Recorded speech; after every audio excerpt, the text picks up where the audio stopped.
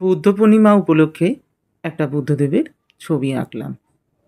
অনেক দিন আগেই এই ফ্রেম ক্যানভাসটি কেনা হয়েছিল। মাপ ছিল 24 ইঞ্চি বাই 22 ইঞ্চি।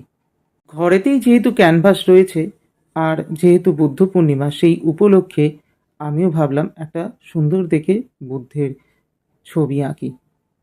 ক্যানভাসের ওপরেই প্রথমে একটা হালকা করে পেন্সিলের স্কেচ করে নিয়েছিলাম। তারপর ধীরে ধীরে এখন অর্ধেকটা কমপ্লিট হলো, তখন মনে হলো ঠিক আছে বাবা, তবুও তো এসছে ছবিটা কিছুটা। ছবিটা কমপ্লিটের পর আমার তো বেশ ভালোই লাগছিল, খুব একটা খারাপ হয়নি। তারপর দেখলাম বুদ্ধের কপালের তিলকটাই দেয়া হয়নি, তাই সুন্দর করে লাল হলুদের তিলক করে দিলাম। অবশেষে সমাপ্ত হলো আমার বুদ্ধের এই ছবিটি।